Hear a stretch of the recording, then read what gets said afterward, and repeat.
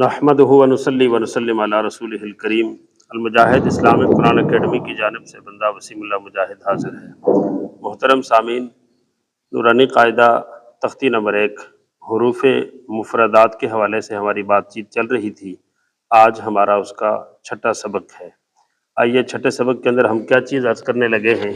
اوپر میں نے لکھا ہے عربی حروف تہجی کے مختلف 6 ادوار، یعنی 6 قسم کے زبانوں سے 6 حالات سے یہ حروف گزر کے آج ہمارے پاس موجود ہیں۔ یہ جو شکلیں آج موجود ہیں یہ چھٹی شکل ہے۔ پہلی، دوسری، تیسری، چوتھی، پانچویں، چھٹی کا ہم مختصر جائزہ لیتے ہیں تاکہ حروف تہجی کی ابتدا کہاں سے ہوئی اور کیسے چلتے چلتے یہ کس شکل میں ہمارے پاس پہنچے۔ آئیے سب سے پہلی بات میں نے لکھا نمبر 1 منزل من اللہ۔ یہ جو حروف تہجی ہیں، جو الف سے لے کے یا تک جو 29 حروف ہیں، جو عربی کے حروف ہیں، الف با تا سا، جو پورے قرآن کریم میں ہیں، عربی زبان میں ہیں، احادیث مبارکہ میں ہیں، جس میں اللہ نے اپنے نبی سے گفتگو کی، جو ام الالسنہ تمام زبانوں کی سردار زبان ہے، یا جو جنت کی زبان ہے وہ عربی ہے۔ یہ عربی کے جو حروف ہیں یہ منزل من اللہ، اس کا مطلب ہے یہ اللہ کی طرف سے نازل شدہ ہے۔ تاریخ کی کتابوں میں یہ بات لکھی ہوئی ہے کہ حضرت آدم علیہ السلام اور حضرت ادریس علیہ السلام یہ جو نبی تھے، جس طرح نبیوں کے اوپر تورات، زبور، انجیل، قرآن کریم نازل کیا گیا، اسی طرح نبیوں کے اوپر چھوٹی کتابیں بھی نازل کی گئی۔ جس طرح قرآن میں آتا ہے صحف ابراہیم و موسیٰ، حضرت موسیٰ اور حضرت ابراہیم کے صحیفے کہتے ہیں چھوٹی کتاب کو، رسالے کو۔ تو اسی طرح حضرت آدم علیہ السلام کو بھی چھوٹے رسالے صحیفے دیے گئے۔ بعض نے لکھا ہے کہ 30 تھے، اس طرح حضرت ادریس علیہ السلام کو بھی دیے گئے، اور ان کا بھی لکھا ہے، بعض نے لکھا ہے کہ 21 تھے، بعض نے لکھا ہے کہ 30 تھے۔ تو بہرحال یہ ہے کہ حضرت آدم کے اوپر ایک کتاب اتری تھی، ایک صحیفہ رسالہ اترا تھا، اس کے اندر لکھا ہے کہ الف سے لے کے یہ جو حروف تھے عربی کے 28-29 حروف یہ مستقل تھے۔ اس طرح حضرت ادریس علیہ السلام کے اوپر دوبارہ یہ عربی کے تمام حروف نازل ہوئے۔ تو یہ جو حروف ہیں یہ میرے آپ کے، یہ کسی انسان کے بنائے ہوئے نہیں ہیں، یہ عربی کے جو حروف ہیں یہ اللہ عز و جل نے آسمانوں سے نازل کیے ہیں جو دنیا پہ آئے ہیں۔ یہاں ایک بات میں عرض کرتا چلوں، ماہرین اس بات پہ بحث کرتے ہیں کہ دنیا کے اندر جتنی زبانیں ہیں یہ زبانیں الگ الگ ہیں، یہ کیا ہے یہ کیا نہیں ہے، لیکن یہاں ایک نقطہ عرض کرنا چاہتا ہوں، وہ یہ ہے کہ اس کے اندر اگرچہ ماہرین کا اور جو اہل تاریخ ہیں ان کا اختلاف ہے، لیکن ان کی رائے میں سے ایک بات یہ بھی ہے کہ دنیا کی جتنی زبانیں ہیں وہ ساری عربی سے بنی ہیں۔ تو دنیا کی جتنی زبانوں کے تمام جو حروف ہیں وہ ابتداً عربی زبان سے بنے ہیں۔ تو دنیا کی تمام زبانیں عربی سے بنی، اور دنیا کی تمام زبانوں کے جو حروف ہیں وہ عربی زبان کے حروف سے بنے۔ اس اعتبار سے بھی عربی زبان کو بہت بڑا مقام درجہ حاصل ہے، اور اللہ کا جو آخری کلام، آخری کتاب ہے وہ بھی عربی کے اندر ہے۔ اور پھر جب عربی کو یہ درجہ حاصل ہے تو عربی کے جو حروف ابجد ہیں، جو ابتدائی جو حروف ہیں الف سے لے کے یا تک، ان کی شان اللہ کے نزدیک کتنی اونچی اور کتنا بڑا مقام اور مرتبہ ہے۔ تو بہرحال یہ جو حروف تہجی ہیں الف سے لے کے یا تک، یہ اللہ کی طرف سے نازل شدہ ہے۔ ایک چیز ہو گئی۔ دوسری چیز، جب ہم حروف کو دیکھتے ہیں تو الف کی ایک شکل ہے اوپر سے نیچے، با کی ایک مخصوص شکل ہے، تا اس سے ملتی جلتی ہے، سا اس سے ملتی جلتی ہے، جیم، ہا، ان کی ایک مخصوص شکل ہے کہ اوپر سے سر بنتا ہے اور پھر واپس پیچھے کی طرف جڑا جاتا ہے۔ یہ دال زال کی اپنی ایک شکل ہے، رازا کی اپنی ایک شکل ہے۔ یہ شکلیں کس نے بنائی، کب سے بنی؟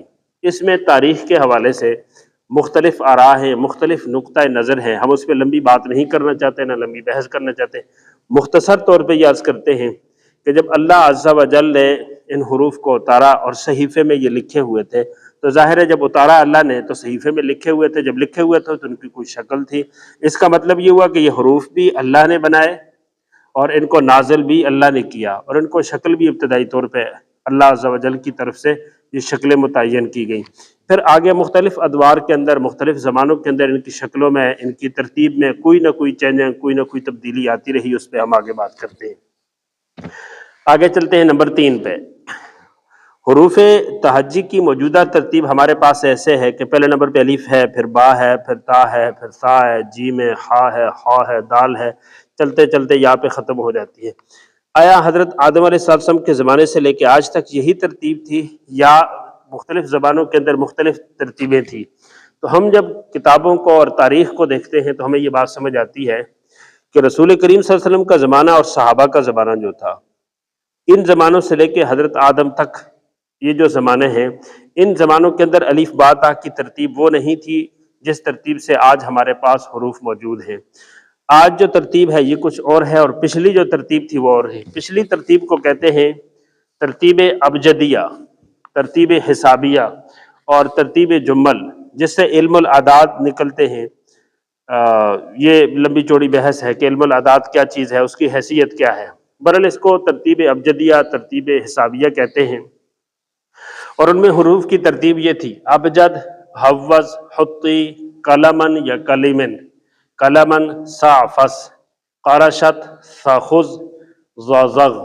جی سب سے پہلے الف، اسی سے الف بھی سمجھتے تھے اور اسی کو حمزہ بھی سمجھتے تھے. الف، با، جیم، دال، ہا، واو، زا، ہا، طا، یا، کاف، لام، میم، نون، سین، عین، فا، صاد، قاف، را، شین، تا، ثا، خا، ذال، ضاد، ظا، غین.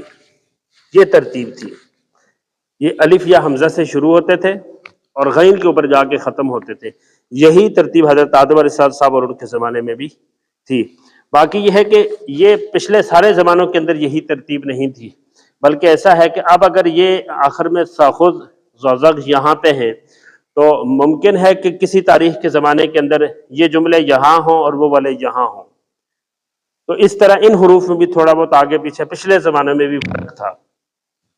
حضور صلی اللہ علیہ وسلم کا زمانہ گزر گیا، صحابہ کا زمانہ جب گزر گیا تو قرآن کریم جو ہے وہ عرب سے باہر نکلا. باہر کے لوگ جب مسلمان ہوئے، اسلام میں داخل ہونے لگے، تو اس وقت کیونکہ عرب کی جو زبان تھی وہ عربی تھی، وہ قرآن کریم آسانی سے پڑھ لیتے تھے، اس پہ نقطے نہیں تھے اور اس کے اوپر زبر زیر پیش، دو زبر دو زیر دو پیش، یہ جو حرکات، علامات، مد، شد ہیں، یہ چیزیں نہیں تھی. تو وہ اہل زبان تھے، ان کی اپنی زبان تھی، تو ان کے لیے اس کا پڑھنا سمجھنا کوئی مشکل نہیں تھا. لیکن جو غیر عربی تھے، جن کی عربی اپنی زبان نہیں تھی، ان کے لیے قرآن کریم پڑھنا مشکل ہو رہا تھا. تو اس اعتبار سے پھر یہ جو لوگ تھے، ابو الاسود دولی اور یحییٰ بن یامر اور دوسرے شخص ہیں نصر بن عاصم لیثی، اور اسی طرح حجاج بن یوسف، اور اسی طرح عبد الملک بن مروان جو اس وقت کے بادشاہ تھے، اور اسی طرح جو ہے بعض نے حسن بصری رحمۃ اللہ تعالی علیہ کا نام بھی دیا ہے، دیگر بھی ہیں. یہ جو حضرات تھے یا ان میں سے کچھ یا کچھ دیگر حضرات، یہ جو تھے، انہوں نے جب دیکھا کہ جی یہ لوگ قرآن کریم ان کے لیے مشکل ہو رہا ہے، تو انہوں نے غور و فکر کر کے حروفوں کے اوپر نقطے نہیں تھے تو انہوں نے باقاعدہ حروف کے اندر نقطے لگائے. یہاں جو ہے وہ اہل تاریخ بحث کرتے ہیں کہ نقطوں کی ایجاد کب ہوئی. بعض کہتے ہیں کہ یہ تابعین کے زمانے سے ہوئی، اس سے پہلے نقطے نہیں تھے. تو یہاں یہ بات عرض کرتا چلوں کہ زمانہ جاہلیت کی جو قدیم شاعری ہے، جب بندہ اس کا مطالعہ کرتا ہے تو اس کے اندر ایسی شاعری جو رسول اللہ سے صدی، 2 صدی، 3 صدی پہلے کی ہے، تاریخ کی ہے، ایسے اشعار جب ہمیں وہ شاعری ملتی ہے تو شاعری کو پڑھتے ہوئے یہ بات سمجھ آتی ہے کہ شاعر ایسا شعر کہتا ہے کہ اس سے اندازہ ہوتا ہے کہ نقطے کا تصور پہلے بھی تھا. مثلا ایک شاعر شعر کہتا ہے جس کا مطلب یہ ہے کہ وہ کہتا ہے کہ فلاں کے جو ہے نا آنکھ کے اندر آنسو مجھے ایسے نظر آیا جس طرح نون کے اندر نقطہ ہوتا ہے، یا فلاں کے آنسو گرے تو مجھے آنسو ایسے نظر آئے جس طرح با کے نیچے نقطہ ہوتا ہے. تو یہ جو شاعری ہے یہ رسول اللہ کے زمانے سے پہلے ہے اور اس کے اندر باقاعدہ نقطے کا نام ہے اور نقطے کا تصور ہے. اس سے اندازہ ہوتا ہے کہ نقطوں کا سلسلہ پہلے سے تھا لیکن عموماً رواج میں نہیں تھا. یہ چیز بعد میں جب قرآن کریم کے حروف پہ ڈالی گئی، زبر زیر پیش ڈالے گئے اور اس کو خوش خط کر کے لکھا گیا اور اس کو ایک رواج دیا گیا، تو یوں پھر ایک چیز جو پہلے محدود تھی اب غیر محدود ہو گئی اور اس سے رواج پا لیا، اور وہ جو ہے نا ہر شہر، ہر قریہ، ہر جگہ وہ پھیل گئی، یوں نقطوں کا رواج عام ہو گیا. تو عرض کر رہا تھا کہ جب نقطوں کی ضرورت پڑی تو اس سے پہلے مثلا دال تھی، تو دال کی بھی وہی شکل ہے اور وہی شکل زال کی بھی ہے. اب دال اور زال میں نقطے کا فرق ہے لیکن پہلے نہیں تھا. را جب لکھی جاتی تھی لوگ اسی سے را بھی مراد لیتے تھے، زا بھی مراد لیتے تھے. تو اب ایک عام آدمی کو کیسے پتہ چلے گا قرآن کریم پڑھتے ہوئے کہ یہاں جو را لکھی ہوئی ہے میں نے اس کو را پڑھنا ہے، یا یہاں جو را لکھی ہوئی ہے میں نے اس کو زا پڑھنا ہے، کیونکہ نقطے تو بعد میں لگے۔ تو اس اعتبار سے انہوں نے نقطے لگائے۔ جب نقطے لگائے تو ایک جیسی شکل والے حروفوں کو انہوں نے اکٹھا کیا۔ اکٹھا کرنے کے ساتھ ساتھ ان میں نقطوں سے فرق کر لیا کہ با کے اتنے نقطے ہیں، تا کے اتنے ہیں، سا کے اتنے ہیں، فلاں کے اتنے ہیں، اس کا اوپر ہے، اس کا نیچے ہے، اس کا اوپر کس لیے کیا کہ اس سے فرق ہو جائے، اس کا نیچے اس لیے کیا کہ اس سے فرق ہو جائے۔ یوں نقطوں کی وجہ سے وہ حروف جس کے پہلے نقطے نہیں تھے اور حروف کی ترتیب اور تھی، پھر نقطے لگانے کی وجہ سے ان حروف کو ایک نئی ترتیب دینی پڑی۔ اور یہ جو نئی ترتیب ہے الف با تا سا جیم ہا، اس کو ترتیب لغویہ بھی کہتے ہیں کہ لغت کی یہ ترتیب ہے، جس کو ہم ڈکشنری کہتے ہیں۔ ڈکشنری میں آپ دیکھ لیں سب سے پہلے الف لکھتے ہیں، اور الف سے شروع ہونے والے حروف عربی ہو یا اردو ہو وہ لکھتے ہیں۔ پھر اس کے بعد با جاتی ہے، با سے شروع ہونے والے تمام حروف لکھتے ہیں، وہ ختم ہو جائے پھر تا لکھتے ہیں۔ اور اس سلسلے میں سب سے پہلی جو کتاب لکھی گئی وہ خلیل بن احمد فراہیدی رحمۃ اللہ تعالی علیہ کی کتاب ہے، جو صرف کے، نحو کے، علم تجوید کے موجد اول ہیں، جنہوں نے مخارج متعین کیے، صرف نحو کے اصول متعین کیے۔ تو خلیل بن احمد فراہیدی نے سب سے پہلے اس کے اوپر کتاب العین لکھی، اور کتاب العین آج کل بھی مل جاتی ہے۔ تو بہرحال یہ حروف کی شکلیں وہاں سے چلی۔ یہ جو دوسری ترتیب ہے اس کو ترتیبی لغویہ کہتے ہیں اور ترتیب لسانی کہتے ہیں۔ یہ زبان کی ایک ترتیب ہے، عربی زبان کی ایسے چل پڑی، لغت کی ایسے ترتیب چل پڑی۔ تو یہ جو ہمارے پاس جو حروف ہیں یہ وہ ترتیب ہے جس کو جو ہے نا نصر بن عاصم، یحییٰ بن یامر، حسن بصری، ابو الاسود دولی، خلیل بن احمد فراہیدی، ان لوگوں نے، کسی کا حصہ زیادہ ہے کسی کا کم ہے، پر ان لوگوں نے محنت کر کے جو حروف کی ترتیب متعین کی، جس اعتبار سے نقطے لگائے، اس ترتیب سے آج ہمارے پاس حروف ہیں، اور اس کو ترتیب لغوی اور ترتیب لسانیہ کہتے ہیں۔ آگے چلتے ہیں۔